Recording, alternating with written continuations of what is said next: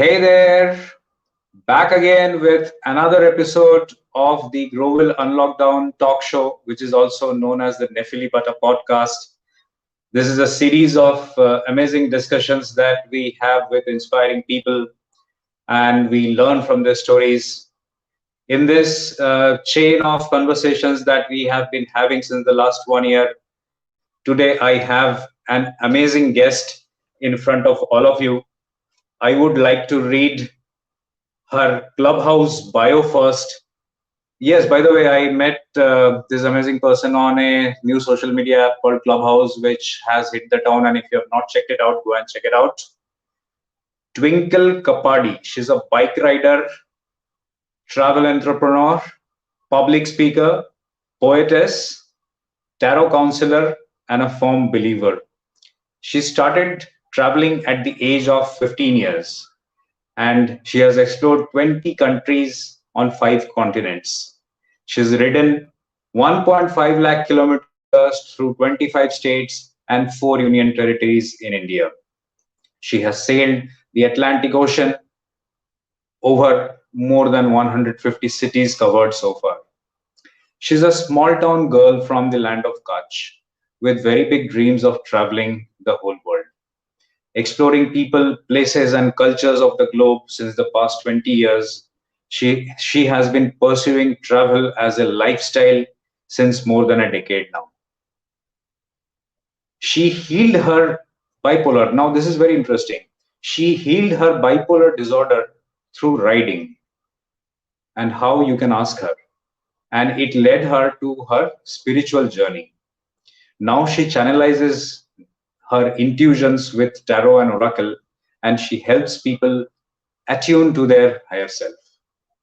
She has been featured in BBC, World, Discovery, Femina, DNA, and a lot of other papers. She has been a brand ambassador with Amul since 2018, and her activities go on and on and on and on and on. She is interested in rural travel. She does live music events with folk artists.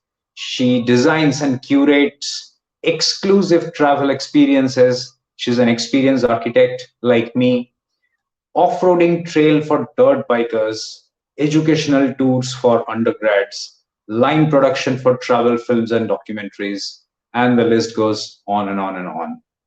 One fun fact that she mentions is that she can speak in 6 languages and she can sing in 10. So probably we can hear some request from all of you. So without any further ado, I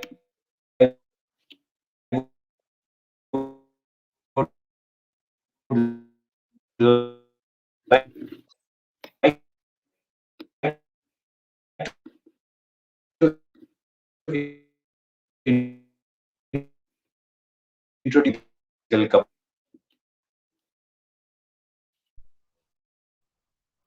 Hello, Hello, Dr. Twinkle. Ghosh. Good evening. How are you? I'm good. Finally, very happy to finally get the chance to interact in this session with you. So, your story is really inspiring. And the other day when I met you on Clubhouse, went through your bio and we connected in the back channel. And since then, I have spoken to you a couple of times. And I feel that your story should be heard by all the people in my circle. And uh, the entire amazing journey that you have been leading as a digital nomad since the last 20 years. People have been hearing this term only for the last 1 year, but you have been living it for the last 20 years. So we want to know all about the journey that you have covered so far. Um, how did it all start? I went through a lot of material which I could find about you on internet, social media, and I have a whole one page of questions that I have noted down, which I want to ask you. So I think I will let the opportunity. Let the stage be yours now, and please, you can start, and you can tell us how did it all start for you. So, first of all, I want to thank you. It's an honor to be here because the kind of things that you've been doing, we had a brief chat about Growell Foundation and so many activities that you're doing. So for me, it's absolutely an honor. And I just love to be here. Thank you so much for creating the space and inviting me here. Uh, yeah, so where do I start? I mean, you already have mentioned I come from a very small town, Adipur in Kutch. And this dream of traveling the world, seeing the world was embedded in me since I was 5 years old kid. Thanks to my parents, I come from my family background is such that they all are travelers. So my father used to have this thing where he would always believe that the actual life experiences come from the real world and not exactly from the books. Though he was a very voracious reader, so it came from there, and then gradually, as I grew up, that thing just got nurtured thanks to my family for amazing support system that I've been doing all these things. And I would say to just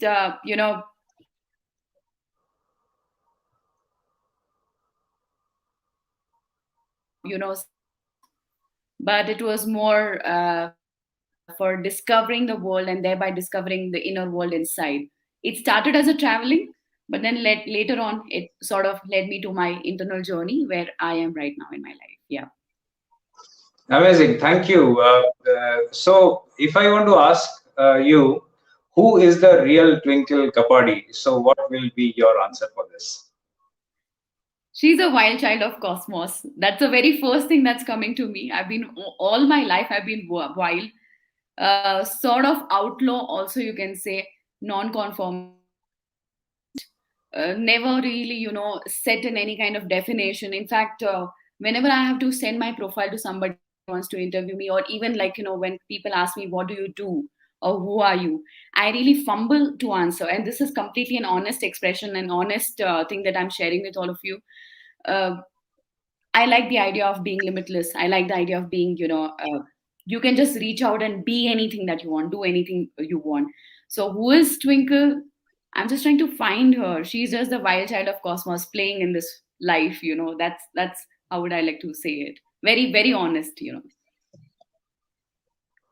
Amazing. So, at what age did you actually decide that you want to be a traveler? And as you have already said that if you had very supportive parents and you had role models to look up to. So, how was your initial ideas of travel, and how did you think it would start for you? What were those initial struggles that you probably did?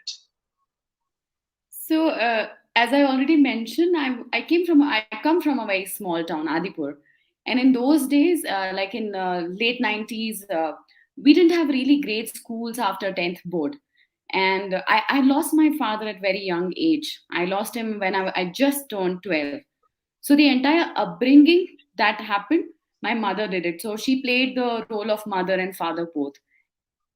So just after my 10th, I had to travel to Baroda, where I did my 11th and 12th for my higher studies, basically. So since then, at the age of 15, I started traveling alone and exploring a lot of things. Later, I got into media studies. I went to Bombay, and all these decisions of life, whatever we are taking, we were encouraged. My brother and I, both of us, were encouraged by my mother that you need to take your own life decisions. You need to see what you really want to do in life and chart out your own course of life. So, in that period, while I was in Mumbai and I was doing my media studies, I started traveling a lot of solo backpacking trips. I was just 16 years old at that time. There was no word of backpacking. What year was that? What year was that? What year was that? 2003 is when I joined my first year of graduation in media studies in Rai Foundation. I was just 16 years old. That is when I started exploring. You go to Western Ghats or you're traveling solo with a back. I didn't even know this word backpacking, nomad. I just love traveling. So I used to go meet people. For maybe sometimes it used to be for school, the college projects also. And that is when I realized that I really love traveling, whether it's in train or in buses. I used to have Honda Activa at that time, and I just loved, exploring a lot. And when I realized that I want to be a traveler, before I got cleared my graduation in the last year, CNN IBN editor in chief, Mr.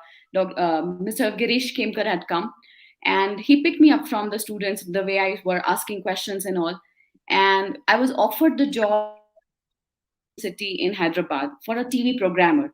Now everybody knows that's actually a very good post to start your career with, but at the same time, I got selected as a photographer for Image Private Limited, which is the largest photo concessionaire in the world. And this job would take me to work from the sea, as a photographer. So here there was a good job of media, and there was another job which was in traveling. I made that choice at the age of 20 that, you know what, I want to travel the world. So I can come back to India and I can always do the media things, which I'm doing these days also.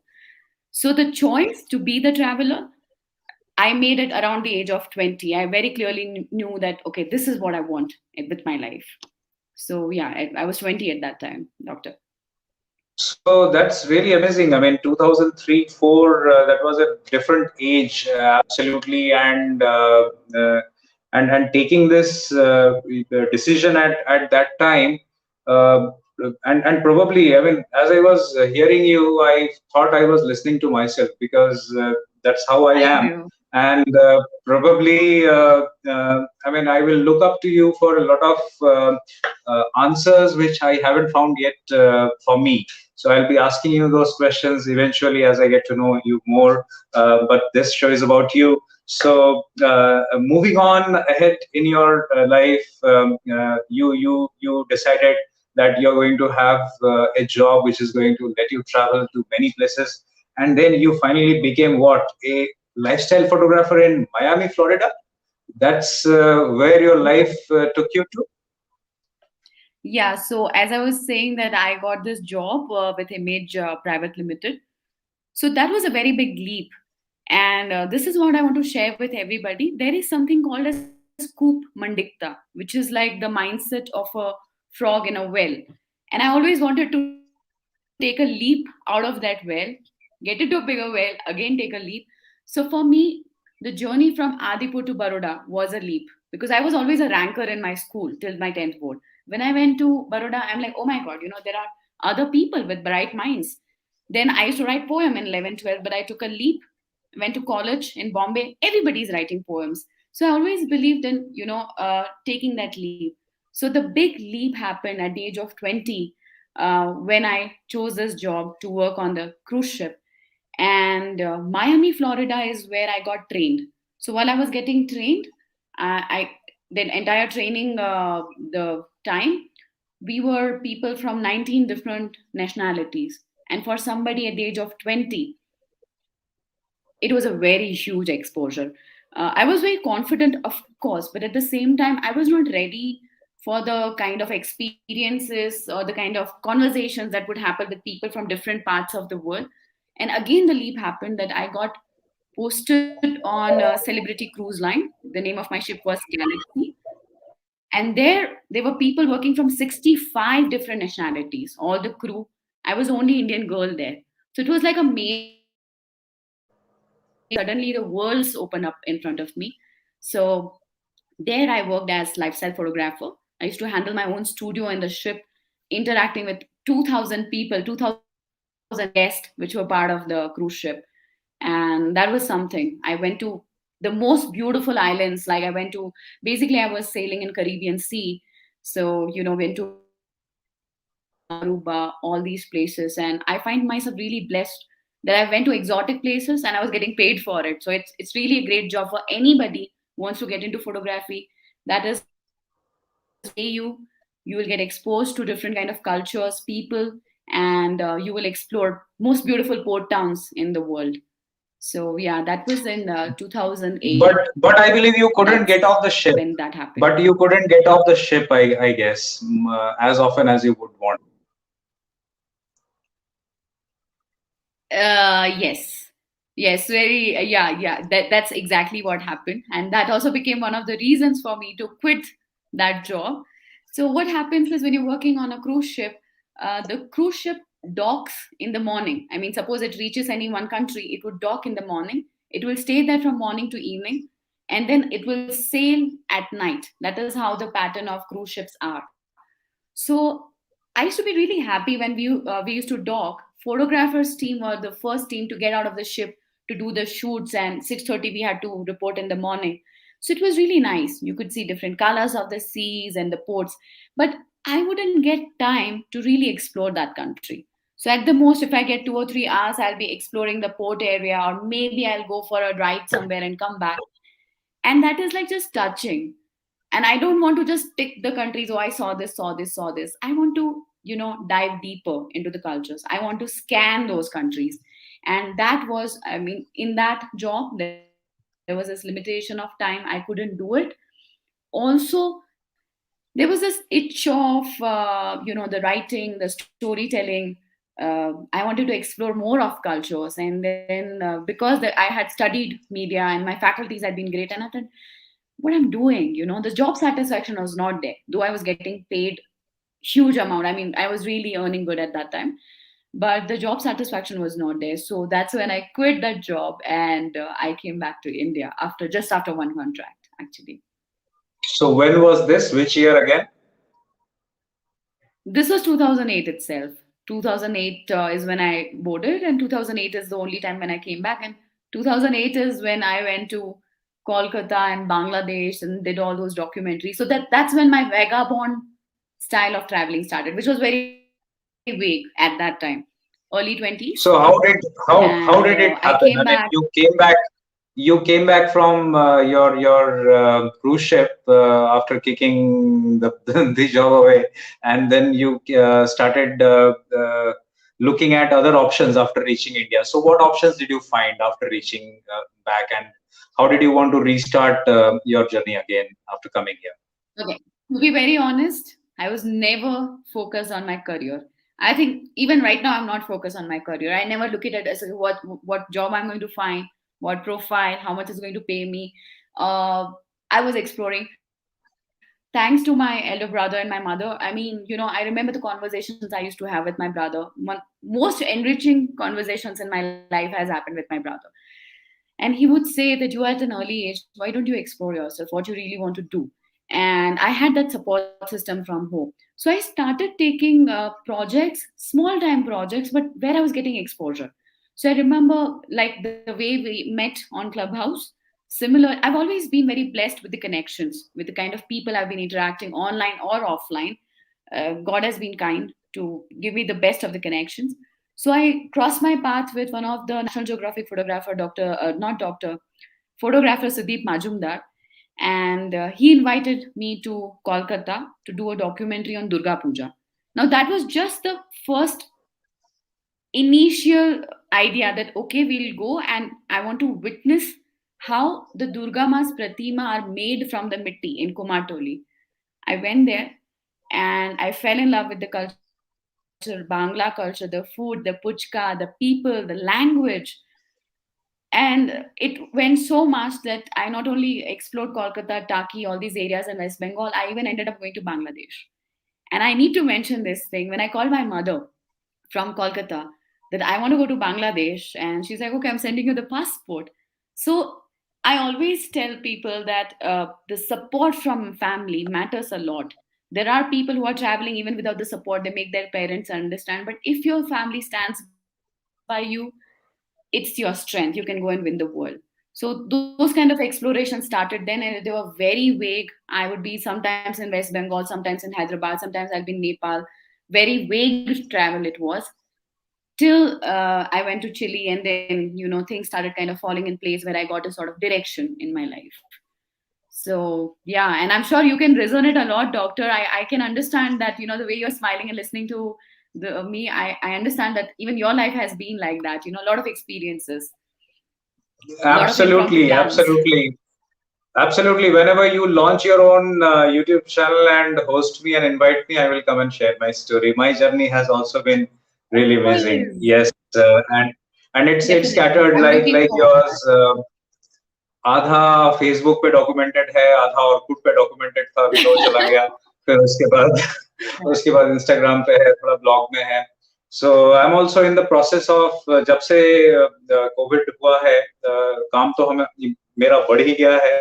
But apart from that, I have started doing these documentations where I'm kind of जितना भी missing out हुआ था, आप लोगों से मुलाकात नहीं हुई थी, वो सब I'm just trying to do it all virtually now. So, so Twinkle, after coming back to India, you then traveled and started doing I mean, started taking up all kinds of assignments that you could find which interested you, and that led you to do gig working. At that time, probably gig working was not established in India as it is now. So ये जो बहुत सारे multiple assignments आपने करे उस time पे, and you had to travel all over.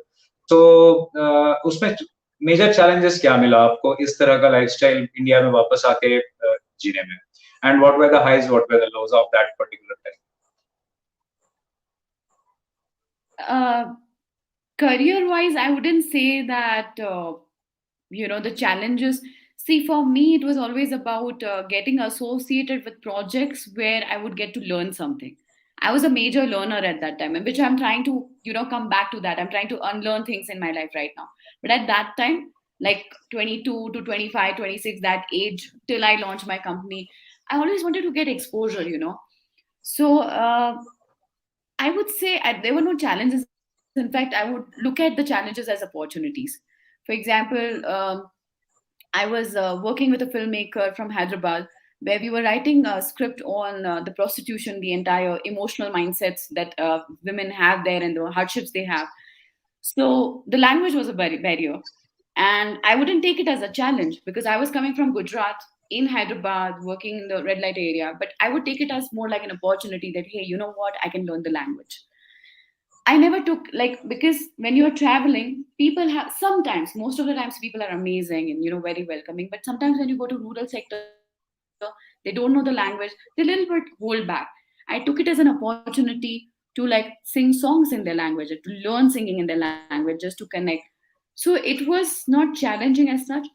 There was an emotional part which was challenging, and it took me a while to find my grounding doctor. So what used to happen was, while I was doing all these things before I got into riding, my relatives or friends or people wouldn't understand me except my core family, my immediate family, my mother and brother definitely understood me, but they would always feel it's aimless wandering. What are you doing in your life? You're just going around, you don't have a direction, you are rootless. So these kind of projections used to come, that when you're going to find the right my job, when you're my going to father get my father still says the same thing. My father still says the same thing for to me. do you understand what I'm talking about? So this emotional challenge was there. Secondly, that I started experiencing. Uh, Now things have changed. I'm really happy to say that in India things are changing now. See, nowadays we have travel bloggers. You literally get your YouTube influencer or an Insta influencer. There are careers. People know that okay, making videos or doing something. At that time, it was actually I was called aimless wanderer who has nothing to do in life. So those emotional things were there. I did not let it affect me, but a free thinking woman, a woman who's on her own, emotionally and financially self-dependent, uh, I was seen as a threat in families. So suppose if I'm going to my friend's family, like my girlfriend's family somewhere, so their husband would be little skeptical to host me, that ये आएगी कुछ दिमाग में कीड़े डाल के चली जाएगी. So those emotional challenges were there, and but I have no complaints. I think that was the most like best part of time of my life where I was exploring so much, and small projects I was doing and all these things. That's where I also went to Chile.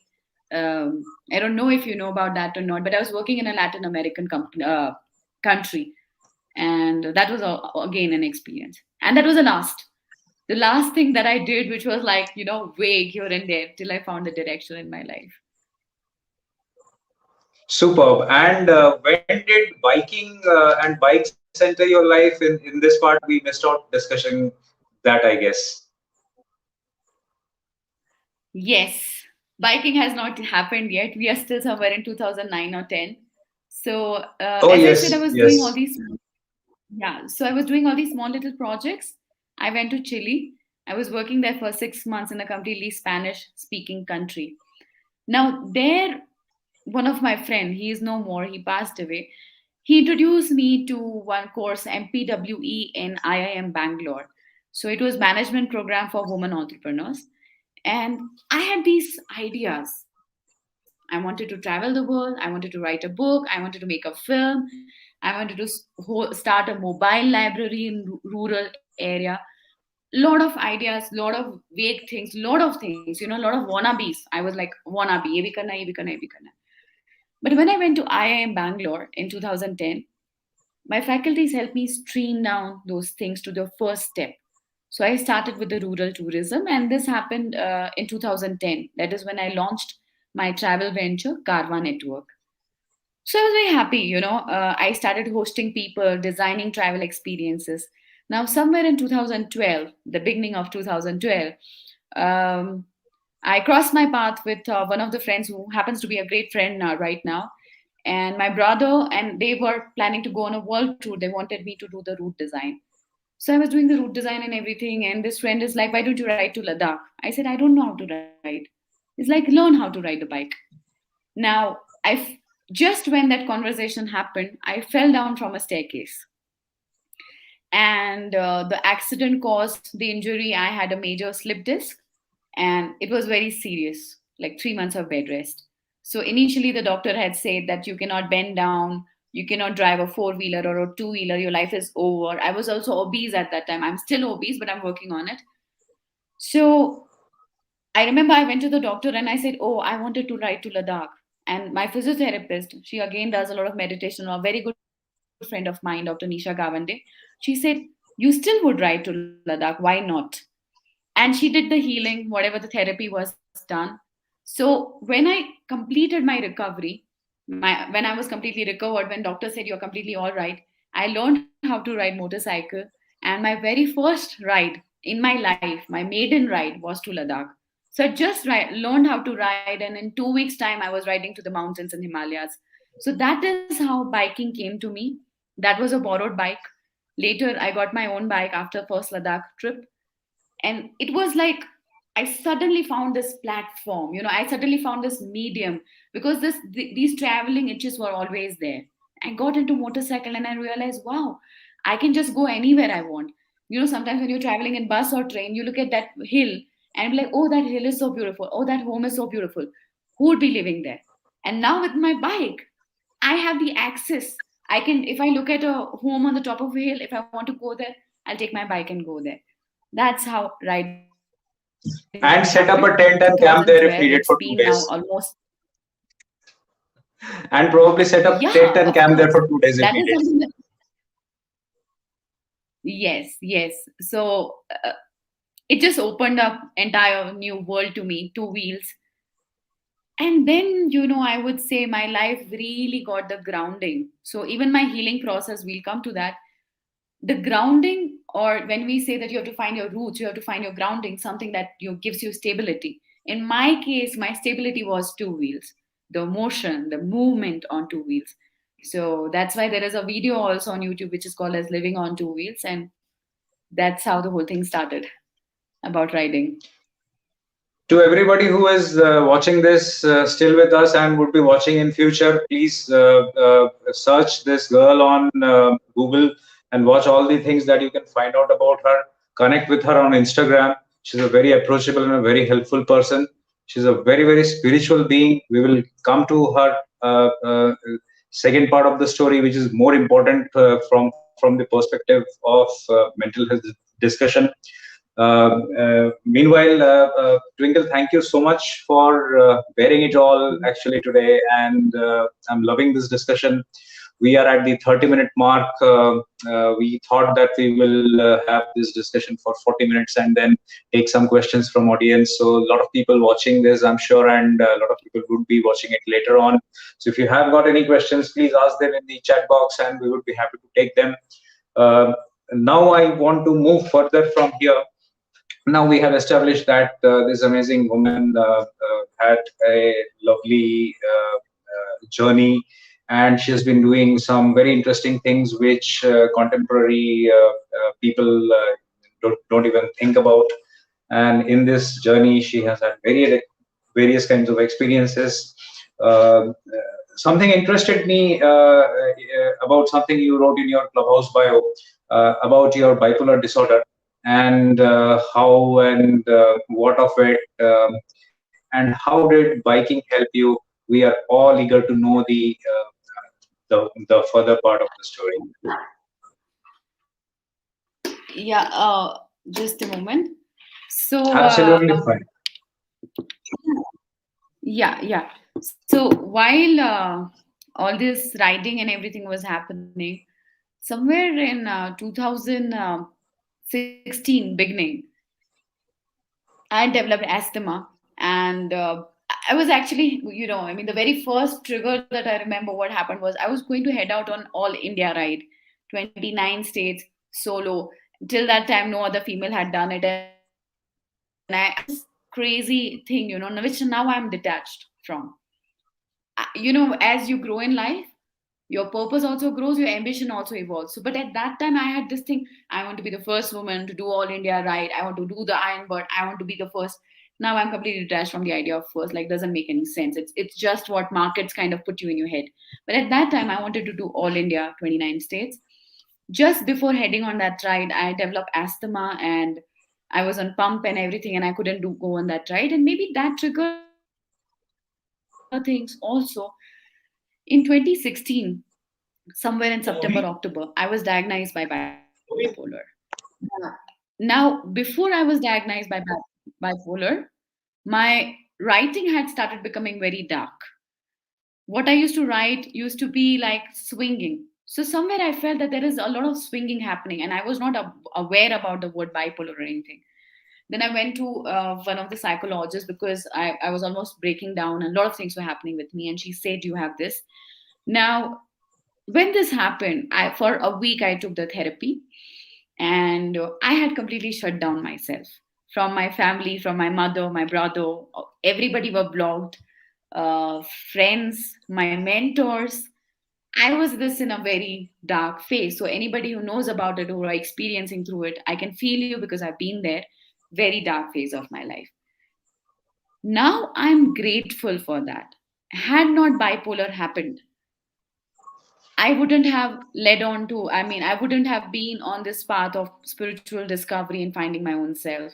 Thanks to my mentor, Arpita Ghosh, who guided me, who held my hand. Another So coach. basically, Another coach. yes, you know what? I would introduce you guys. You should definitely connect. She is impacting Awesome. so many lives. She is like an angel in disguise. She's based in Lavasa University right now, working with young minds. So when the bipolar happened, my family also supported me. It was very new for them also how to handle the whole thing.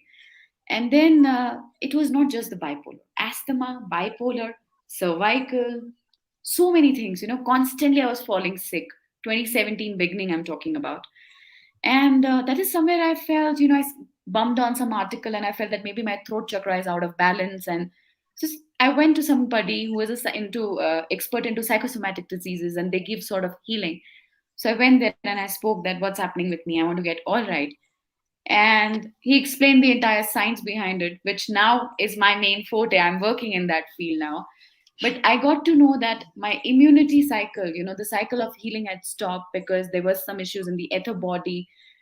Okay, putting in layman's language, a lot of emotions when get suppressed in the childhood, it takes acidic form. Whatever emotion gets suppressed, they take that area.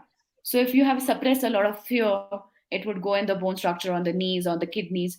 If you have suppressed a lot of emotions, it might enter swadhisthana chakra in around your ovaries or kidneys. So there are different parts of the body where the emotion, suppressed emotion, gets stored. So it travels, the energy travels from the manomaya kosha, which is the vibrational body, to the physical body, which is the annamaya kosha.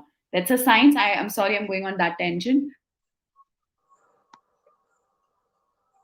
But that is where the emotions kickstart the I'm healing cycle again. So I got Yeah, I Yes, got yes. fed Please up go with, on. treatment, somebody saying you need to do this and this therapy and that and that. And I was falling sick again and again. I would get all right, but fall sick. Get all right and fall sick. So then I remember the conversation I had with my mentor where I said, I'm going to take my health in my own hands and I'm going to get it all right my way. I don't want to do anything what doctors are saying, but somewhere I want to connect with myself. And 2017, I went to Bangalore. I started working on my world tour, and things were not still, things were really difficult. There's an entire story. Nothing was falling in place. My mother had also visited me in Bangalore, and she just said, why don't you go to Kolkata, get your bike? My bike was getting modified in Kolkata, and for some technical reasons, my bike was not getting transported to me in Bangalore. I went to Kolkata, peak of bipolar. I was actually very suicidal also. I went to Kolkata. I got my bike. It was a birthday, 30th August, and I rode to Bokhali. So if you scan India's map, if you start scanning from the eastern direction, the very first beach from the eastern direction near Sundarbans is Bokhali, and it's an island. So I just put my finger on that map that I want to go here. I went there, and I remember it was an absolutely virgin beach with no people there. I was only single soul standing there. And I looked at the sea and I did not want to go back to my hotel because I thought that I'll kill myself. I was so low and depressed in my life. But then I said, hey, why not explore the bank of the eastern bank? Maybe next day, maybe next day. I started traveling. So I started scanning the entire coastline, eastern coast of India. And this ride, which is Indian East Coast Ride 2017 hashtag. People can find those hashtags from Kolkata to Kanyakumari. 2 months solo expedition. It was supposed to be 4-day ride, ended up being 2 months expedition. Just I'm spending time with myself. That is when the healing started happening. Catharsis happened. But doctor, I don't know if I should be saying this on the public platform, but this is very honest thing. I surrendered to Mother Nature. I surrendered to five elements. And that's what my mother has taught me. I mean, it comes from her that whenever you feel low, and when you go in the Panch Mahabhuta, whenever you go in some nature where there's little water body and the sun is there and you're standing on the earth, you're connected with the five elements. That's when your tuning also starts happening. So without all these treatments, I mean, I put it aside. I surrendered myself to the nature and I confronted my own self. I started talking with my bipolar and I realized you don't have to fight it. There are so many hashtags going on the social media. You are a fighter, you are brave, you can do this. You don't have to fight depression, you don't have to fight bipolar. Just accept it, that this is a part of me. And once you accept it, then you realize it's just a pivotal point. It takes you to the inner strengths and hidden strengths. And because I accepted my bipolar, things changed for me. That is just after that BBC happened, Amul happened, a lot of other big brand projects that I started doing. And then I owned it up. This is who I am. I have my bipolar, that's a part of me. And I learned how to handle it, how to float around it. I stopped fighting it. Healing also comes from the people who have bipolar. So I realized that if other people have bipolar and when I'm holding space for them, the nature is taking care of me. So I always call it a mutual circle of healing. And that's very, you start resonating with people who are in depression, bipolar. You take care of each other. So yeah, I mean, I can go on and go on. You'll have to stop me. So yeah, that's Nay, been my this journey. is very interesting. This is all very interesting. Also, because a lot of people who are suffering from bipolar will also one day stumble upon this video and would definitely have more questions. And I wanted this video to be a very informative one, and wanted this to cover that aspect properly. Thank you so much for sharing this on this platform, Twinkle. And I wanted to point out to everybody here that what this lady has actually done is she has realized that she does not have a personality disorder. She has a personality which is very different than others, and that personality needs to be handled properly. And that is what she has learned, how to handle the personality which is known as bipolar disorder.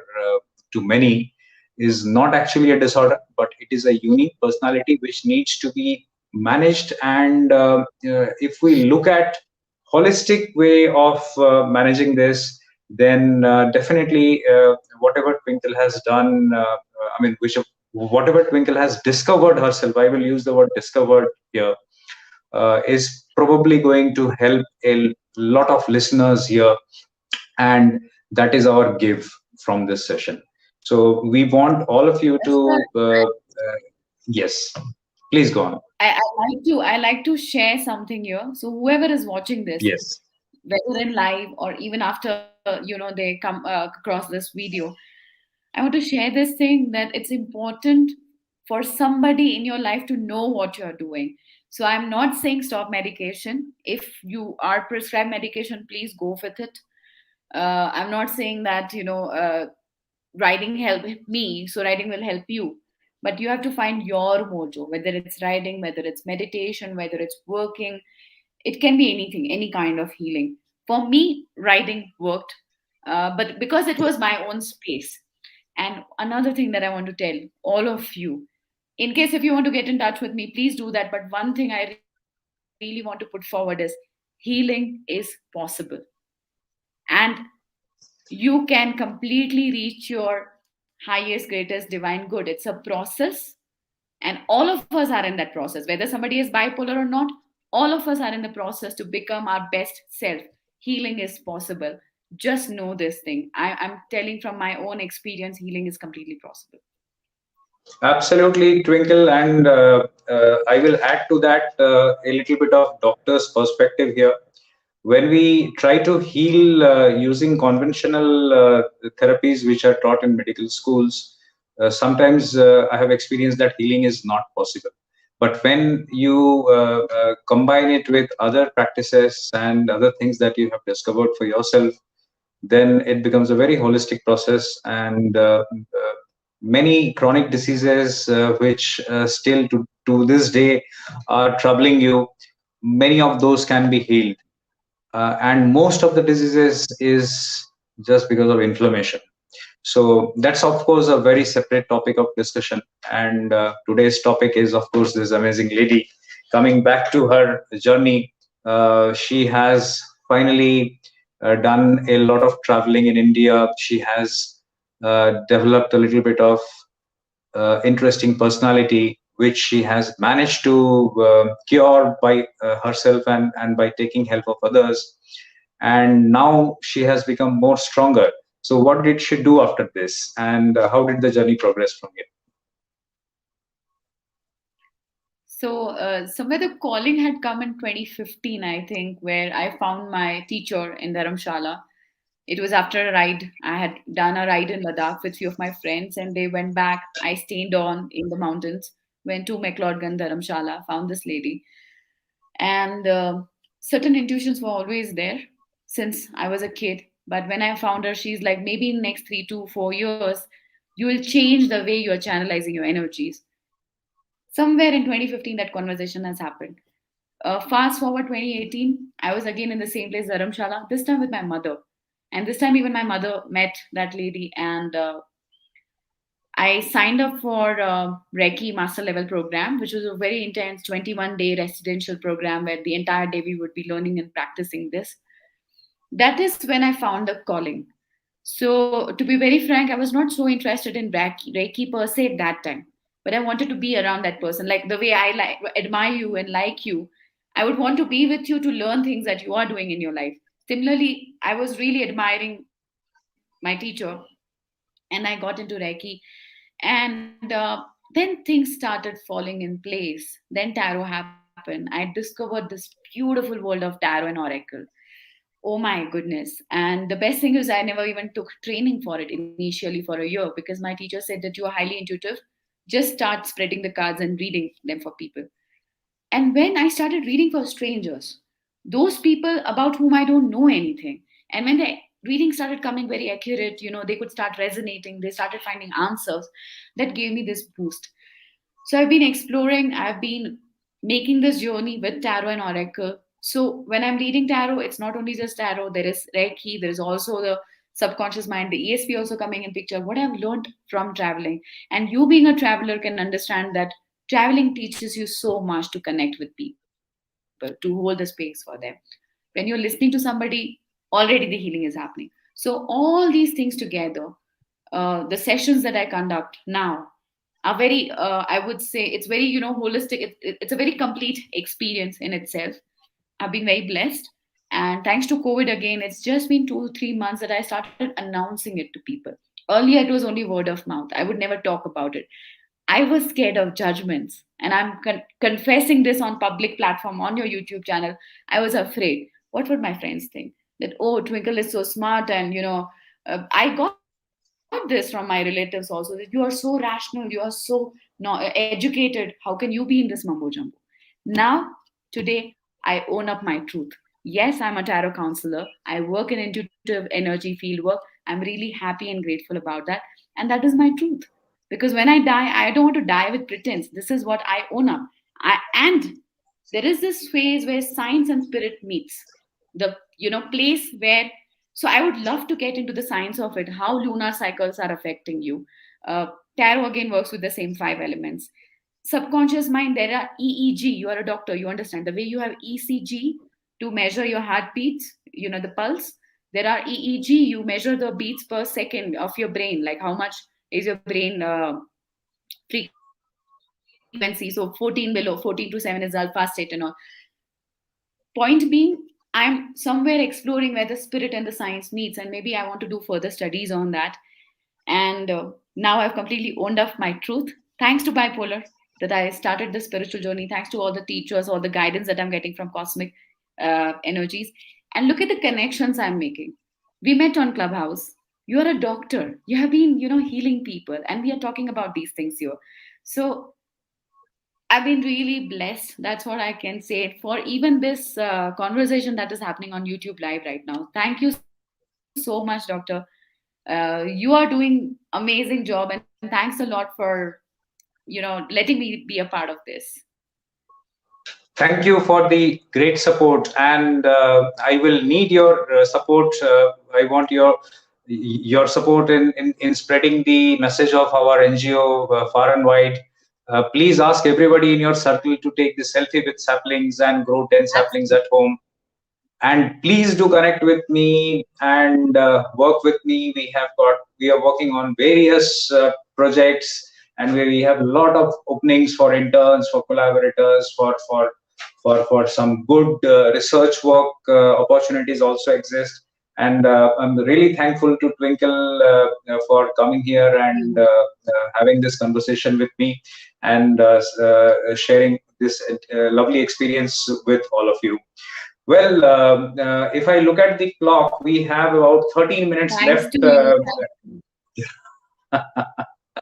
We have about 12 minutes left to finish this session. And I would definitely want this conversation to continue throughout the night if possible. But let us end it up at the 1 hour mark. I want to ask you a few things about the current things that you're doing right now, the current projects that you may be looking for collaborations from people, and the current dreams that you're chasing. So we'd love to hear about that next. Yeah. So the first thing that I'm focusing on right now is Dholavira. All of you would have heard about it in the news. Dholavira got declared as the World Heritage Site by UNESCO. It's an Indus Valley civilization. So you have excavation site and old ruins and everything has come out. And I think even as a healer and being into tarot also, I understand it's very important to know from where you have come, your past. And once you understand where you have come, you'll also know maybe where we have gone wrong, where we need to correct ourselves and get the actual strength. It's more like going back to basics. So I have this a lot of fascination with the past of the ruins. I'm working there with village people, building up a community there, coming up with the camping site also in Dholavira. So any kind of help, it's more than welcome. We are not developing a resort or a hotel because they are there already.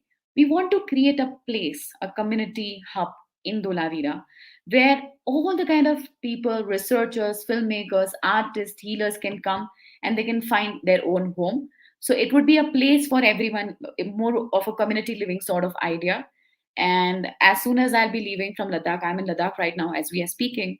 Once at the end of the month or in September, I'll be going back to Dhulavira, and that is one project that I'm working on. That is one thing.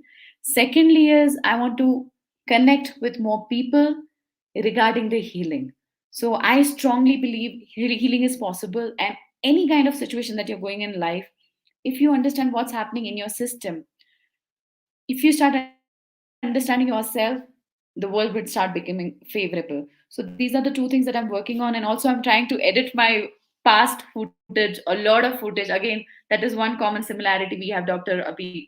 A lot of footage that I've got from past 15, 20 years, whatever I've been traveling. I'm looking for editors and musicians who can collaborate and come up with the good content for people's consumption. So these are three things. One is Dolavira, another is healing, and third is content creation. These are three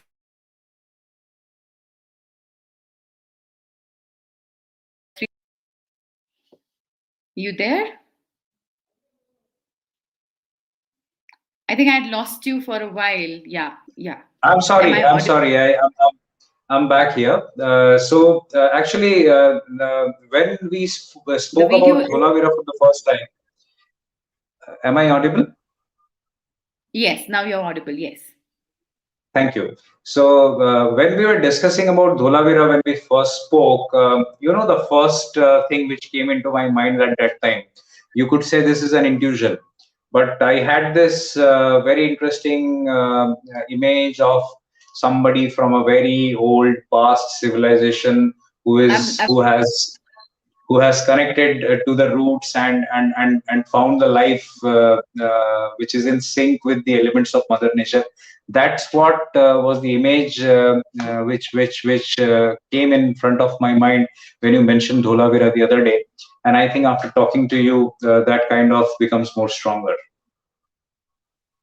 Yeah, and I'm extending the invite to you. Please come to Kash, be our guest. We would love to host you because there's so much of work we need to do in that island. Thuravira is actually on Khadir Bed, which is an island in the middle of the run, completely rural, disconnected from the world, and a lot of work has to be done there. So I visited Kutch in 2016 actually, and that was a solo Oh, trip. I went there for a Vipassana meditation camp, and after oh, that I traveled for about 15 days using public transport all throughout Kutch wherever I could go basically. So Dholavira was definitely missed in that journey. I could not go to Dholavira, and I want to come there. So probably I am declaring this on my on this public platform again that I will definitely come to your place that you are trying to gel at Dholavira in sync with the villagers, and I will also extend my medical services there by staying for some time whenever possible. That will happen in the next couple of years for sure, because I've got a very big like you, I've got a extended travel plan already chalked out. It is going to keep me in Nagpur for some time. I'm here in service of my parents, and after which I'll be moving out and doing some medical camps and tree plantation drives in Rajasthan, followed by a few medical camps in Uttarakhand, few in North Bengal, and yes, I'll be coming and meeting. Hope to meet many of you who are today joined in this session, and I will hope to do a lot of interesting work with all of you.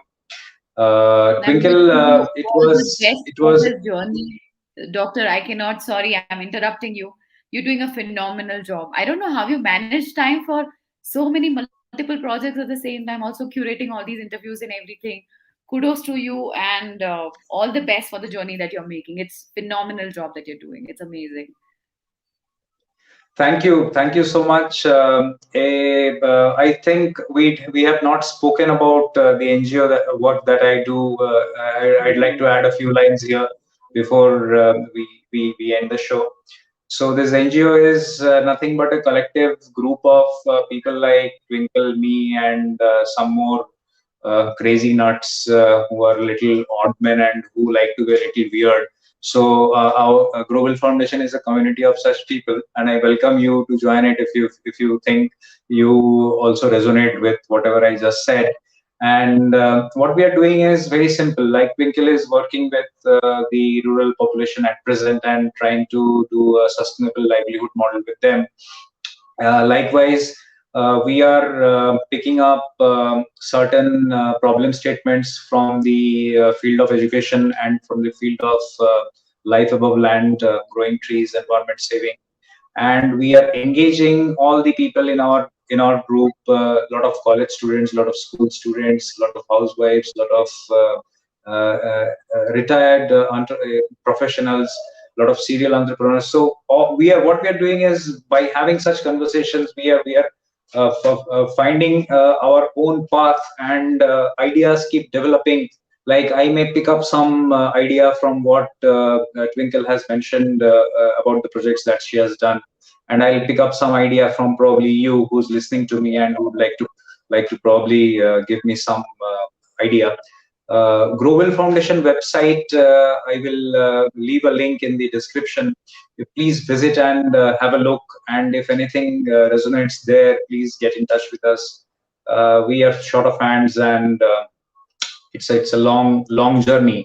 The mission of Global Foundation is growing 1 lakh jungles, and we believe that we have only 5 to 10 years to do it before that critical temperature change happens, and we want to prevent all that.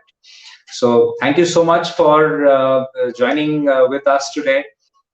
And Thank you. Before ending एक final twinkle जी से मुझे एक सवाल याद आ रहा है पूछने का, एक बच गया है। मैं पूछूं कि नहीं, मैं सोच रहा हूँ, तो मैं सोचता हूँ कि पूछ ही डालता हूँ।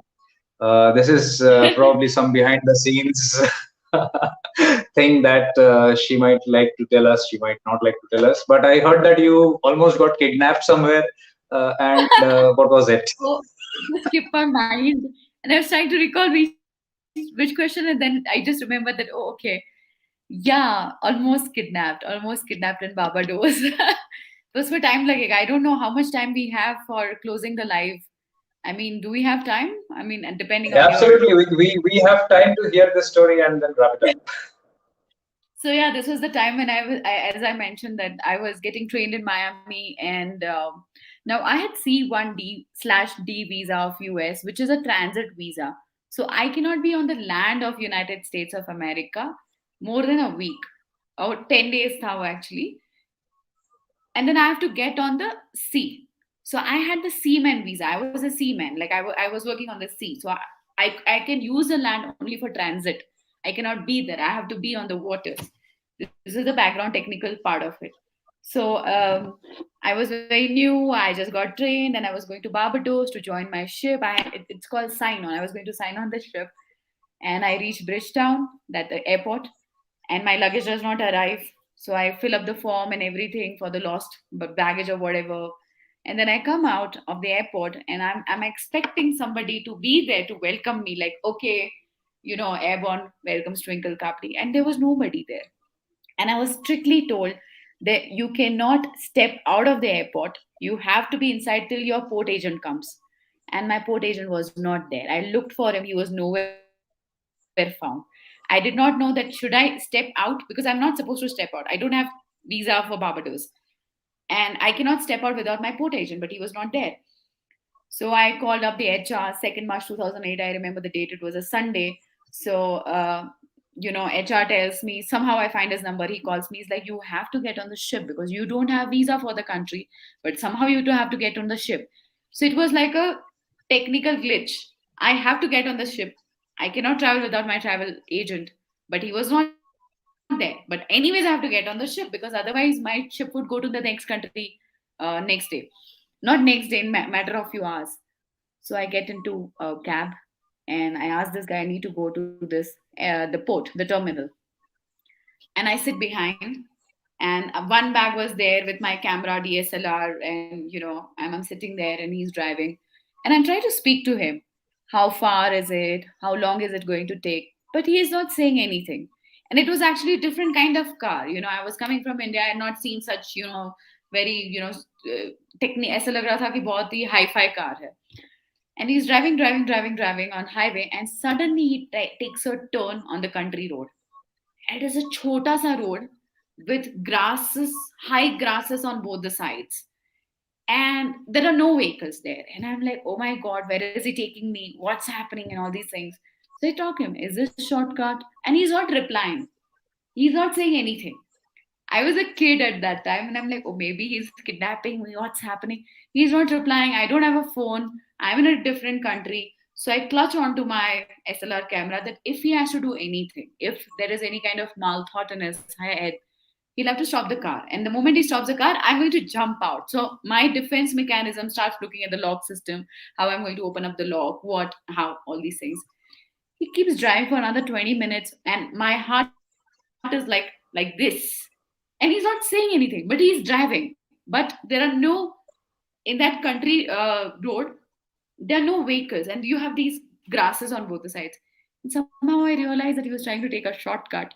He makes me reach to the office. So I was not kidnapped where I felt I kidnapped, but the port agent was not there. So I reached to the port agent office. He was not there. And there was this lady, security lady. She's like, you have to go to the terminal to sign on the ship. The distance to the ship it wasn't something that I could hire a cab. And it wasn't so less also that I could walk. It was like around a kilometer. I had a backpack with me. My two baggages, other baggages were missing. I had a SLR camera, and I was like a baby elephant at that time. So I started running, and I'm running and I'm huffing and everything. I reached to the gate of the terminal, and it's like, you cannot enter the gate without the port agent. I'm like, I don't know where the port agent is, but I need to get on that ship, because if I don't get on that ship, I'm stranded. Like, I'm an out, I mean, it's not legal. I cannot be on this land more than, like, I have to get on the ship. They make few calls and everything. Then they said port agent is inside the terminal. So I again start running. The building is far. When I reached the building, the terminal, trust me, this is what happened. They had switched off all the security protocols. All the scanners were off for me. And the guy was standing there, my port agent David, and he said, run, Twinkle. I start running. We cross the terminal. He's running. I'm running behind him. There's a car near the jetty. I get in the jetty, and we started driving. So one after the other ship is going, and I realized my passport is missing. I said, I don't have my passport.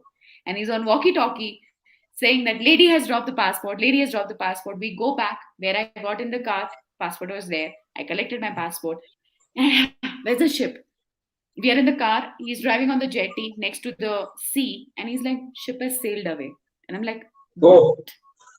Ship has sailed away. He's like, ship has sailed away. I'm like, where are you taking me then? So he says, just come with me. And he's driving. We go to the end of the jetty. There is a motorboat there. It's like, you jump. So I jump. I get into life jacket. I jump. I was so angry at him that I'm going to complain. He's like, right now you just go. I don't know what's happening with me, but I'm just going with the flow. I jump on the motorboat. There is a guy. He throws my bag. I'm in my life jacket, and the motorboat starts going towards the sea. And after 10 minutes at the horizon, I see my ship. I see the ship. She was so beautiful. This has Amazing. never happened. It hardly happens. Once the captain has sailed away, they do not wait for anybody. But as I said, I'm the blessed child of cosmos. There was some technical failure. There was something in the ship, or the some wind thing. They had to stop the ship. And that's exactly when I came. So they actually halted the ship. I reached to the ship. Now it's in the sea. It's not at the land. It's in the middle of the sea. They threw this ladder. I climbed the ladder like a Tom Cruise, and I used to have acrophobia at that time. I used to be really worried about heights. But I did not care. Like the way Arjun saw the eye of the fish, I saw that I wanted to get on that ship. For me, the whole world had ceased to exist. So I climbed the rope like Tom Cruise. I get on the ship, and then I smiled. I was so happy that I finally made it. And then the funny things happened because security came, pounced at me because I could have been a terrorist, because all the security calls were put off. So they came on me, they checked everything, and that's how I entered the ship.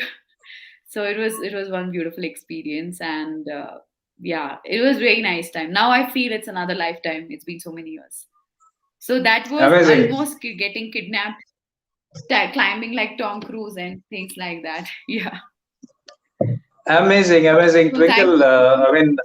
I think we can go on and on and on and on and on and on I and know. on with the stories, and I believe that this session that we are having is probably one of probably a series that I am going to have with you. I'm loving this so much, and we will probably work on something. And just like Tom Cruise on Mission Don't you Impossible like me to does. invite you too? Yes, yes, Twinkle. Please go, please There go are on. many stories. I'm sure you would be having. I'm sure you would be having many stories because you've worked in very intrinsic parts of India. So I'm looking forward to invite you. I would love to interview you. It'll be series So we like will Google do. with Dr. See, actually, we can short out a schedule and plan a series of YouTube Live and Instagram Live to share all the stories, because it will be love to. I mean, I'd love to hear your things as well as share few of mine on your. I mean, Yes, to your let's do followers. that. It'll be wonderful. Absolutely. Yes, sure. And I had so much of So fun. Thank you so much for this space. It means so much to me. Thank you so much.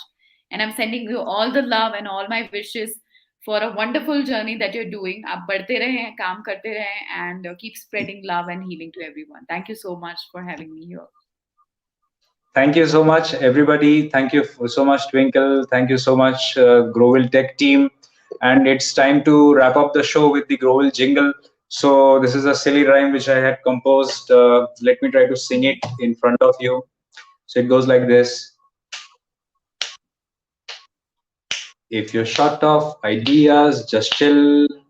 If you're short of ideas, just chill. Here we are, the team of Grovil. Where there's will, there's always Grovil.